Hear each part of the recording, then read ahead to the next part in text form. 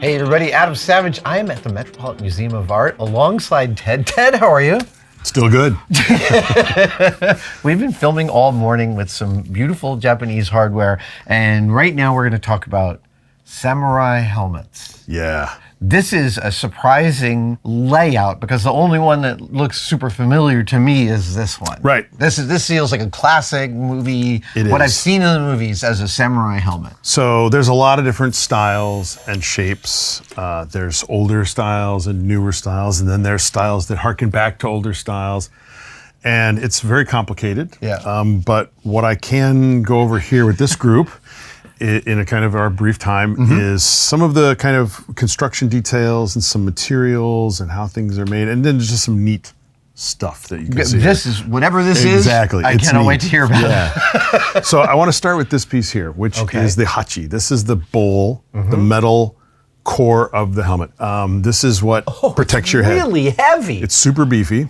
This is heavier than like a U.S. military helmet. The M1 helmet, for example, it weighs less than this. Wow. So this is, I think, a 58 plate helmet.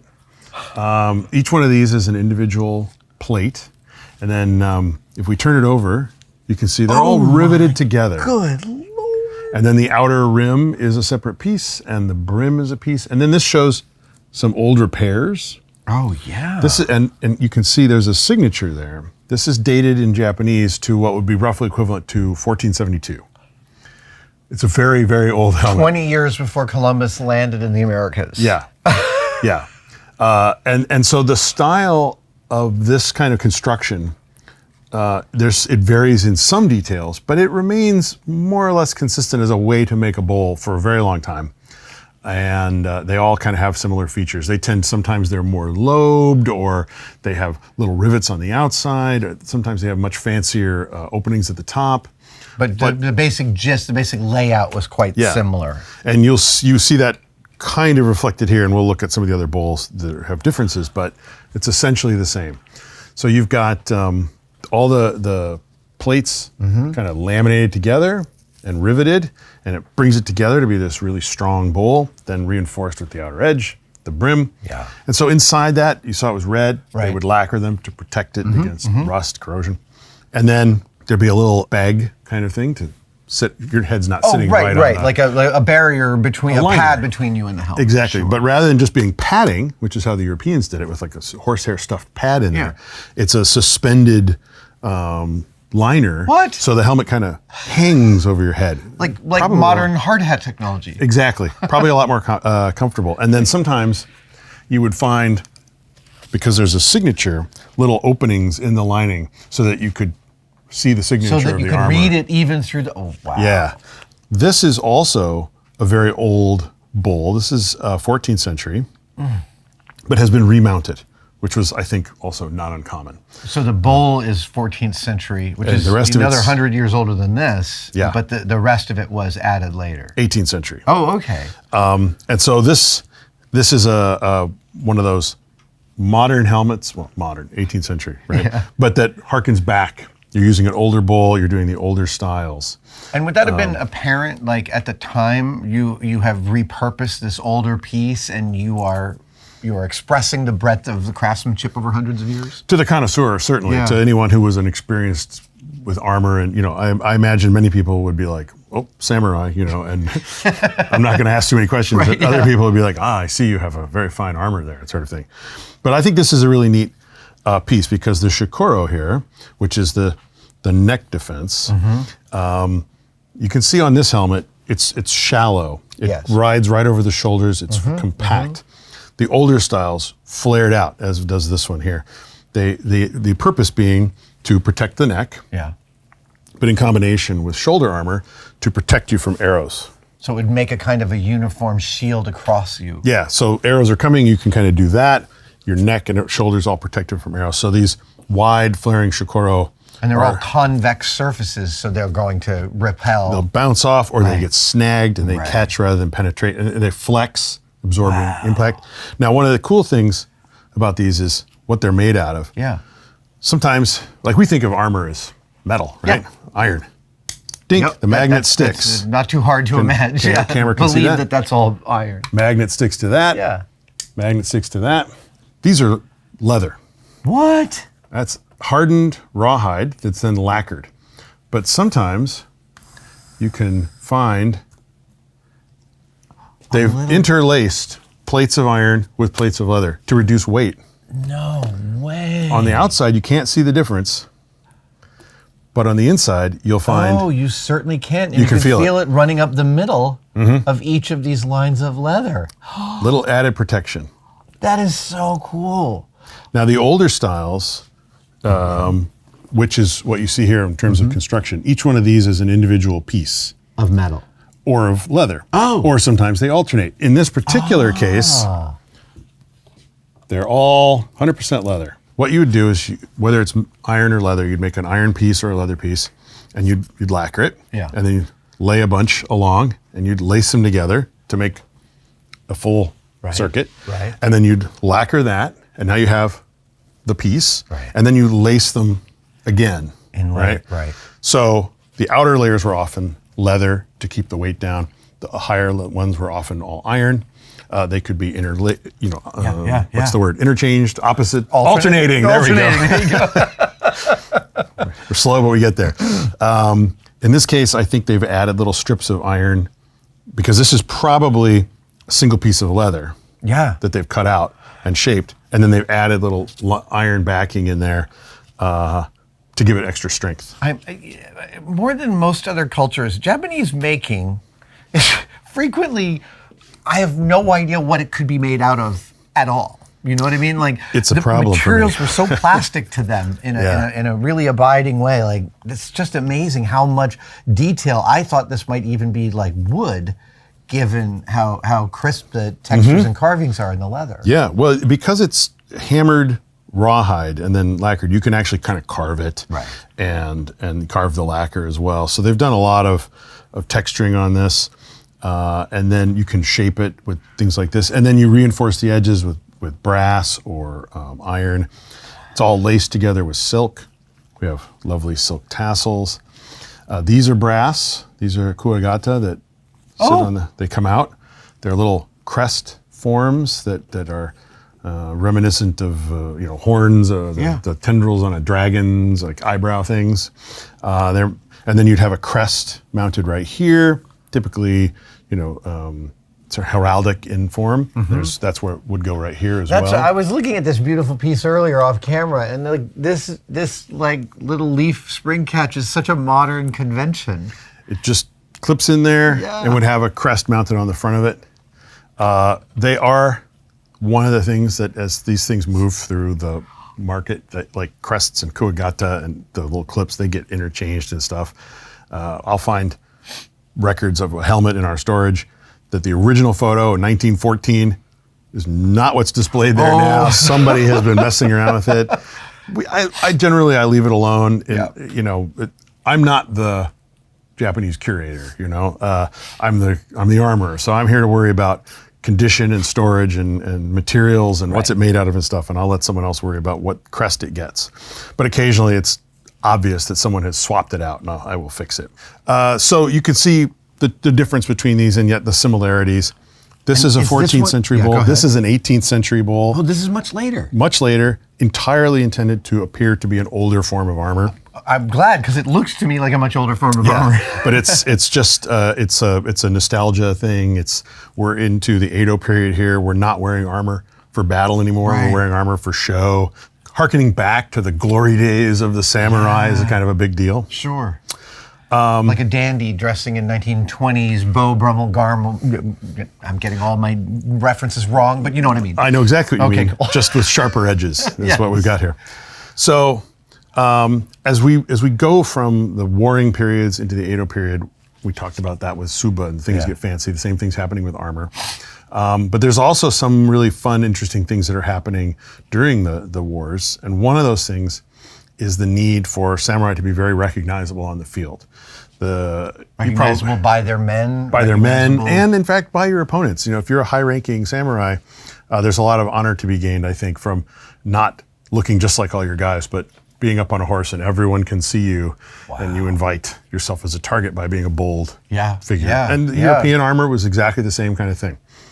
one of the ways that you could be distinctive on the battlefield were called Kawari Kabuto, strange helmets. This is a strange helmet. This was the thing I saw when I first walked into this room, and I was like, whatever could this be? Yeah. So we've got examples in our collection of like helmets with dragonflies on top, with waves coming up, helmets that are in the shape of like a priest's hat. Yeah. This particular one, it has been decorated with some lovely bear fur. Bear fur. Bear fur.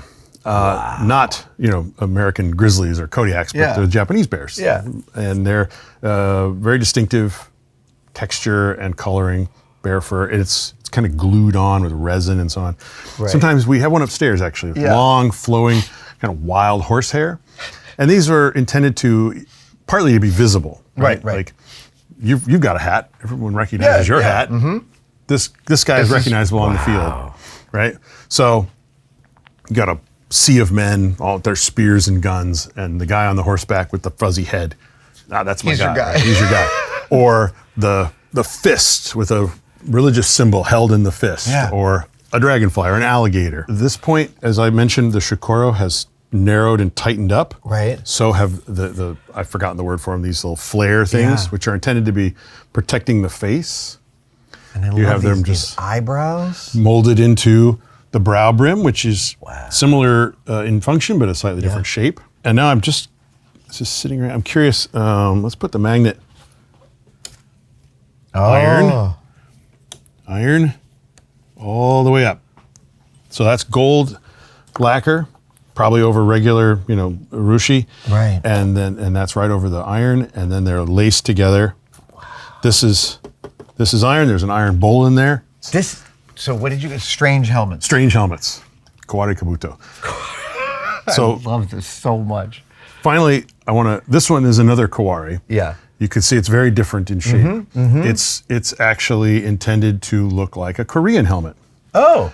Why that was considered strange or desirable, I don't know why the fashion would be, but you have this conical point, but it has the same kinds of features, essentially the same construction, but it's tall and pointy. A little clip here too. A little clip. It's missing its shikoro, of course, but it would have had that. Yeah, yeah, but it's beautifully inlaid with these dragons. This is all metal inlay, yes? Yeah. Wow.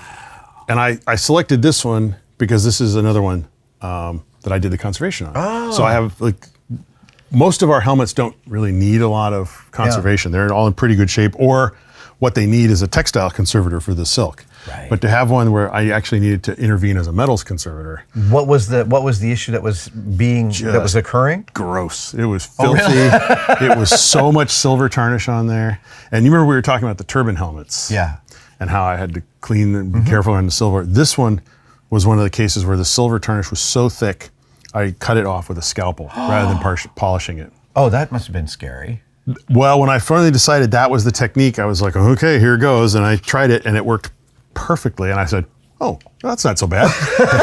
Got under the microscope, got to work, sliced off all the old corrosion, and this was the result. I mean, there was some polishing involved once I'd done that. But how long were you working on this? A couple of weeks of work on that. I mean, I keep on saying this, but I imagine that over those couple of weeks, you end up feeling a kinship to the maker, or you end up you get to know them just a little bit.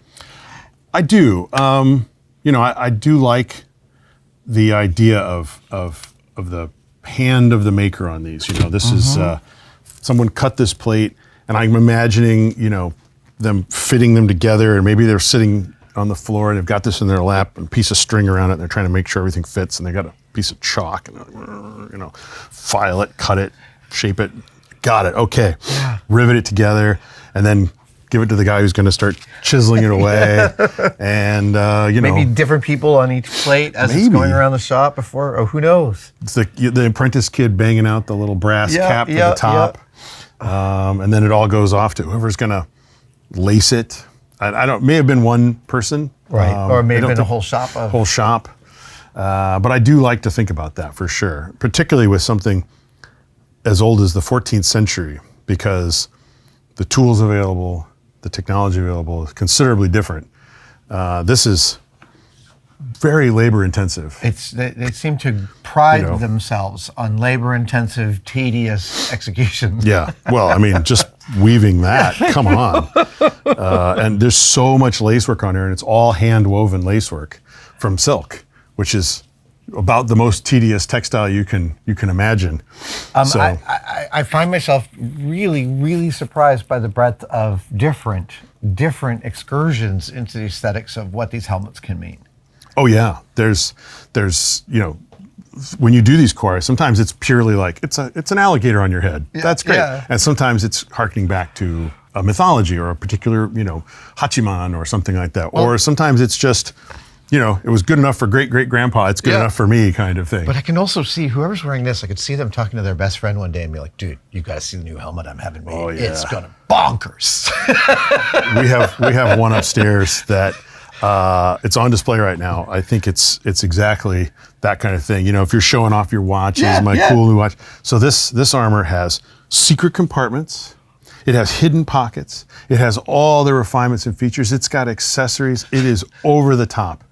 And it's made at a time when it never would have been used for war, except that it is entirely made of a weight and quality that you absolutely would have fought in it if you had to. So this is like a rich man's folly in the best way. We're speculating it's probably like commissioned maybe for someone becoming daimyo or a very important wedding or diplomatic event as a gift, something like that. This is no expense was spared. It's top of the line, and it has the secret compartment opens up and there's a inkstone and a brush hiding. Yeah. And on this side, it's little silver compartments and a spoon. I mean, I don't know what you're keeping in there. There's a thing about craft, which is it can reach such a high level that it eliminates the maker. Like you can't see the maker through the perfection. Yes. And I don't see that ever happening in any of the Japanese art that I see. I see a tremendous commitment to precision, but that the maker is always visible, that they're not trying to hide the manufacturing. I don't know. I'm not sure I'm composing my thought correctly. No, I get it. Like, this is obviously not a bear head. It's apparent that someone glued bear hair onto a hat. Yeah. There's a hand there. Yeah. I think I see what you're saying. Well, we were talking about the Subas and about the sense of humor inherent, and I still feel like there's a bit of a sense of humor about craft going on here. At the same time as this marvelous celebration of the precision that's possible. Ted, I'm just every time we do a video, man, I am more educated and less dumb. Thank you so much. That's good. That's a great way to be. Thanks for coming. Thank you guys so much for watching. One of my favorite things we make in our tested store are demerit badges. These are like scout badges, but for screwing stuff up, because screwing up is not just a part of the making process, it is intrinsic to it, and we like to celebrate that. We've got 27 so far in the Supervisors bundle that you can go buy right now by clicking on the link in the description, but we also have a booster pack of some brand new patches. This is the demerit badge for burning off your eyebrow. I am proudly sewing that to all of my clothes. This is the demerit badge for having a messy workbench, which I do not get today. My workbench is super clean. And we have new octagonal patches that are, merit badges. This is the merit badge for sweeping up your shop. Congratulations, I'm so proud of you. And this, oh my God, this is great. This is the merit badge for creating a clean space on your bench. Hey, we got to take our successes where they come and meet them there. Go to the tested-store.com or adamsavage.com to buy any of these, or click on a link in the description.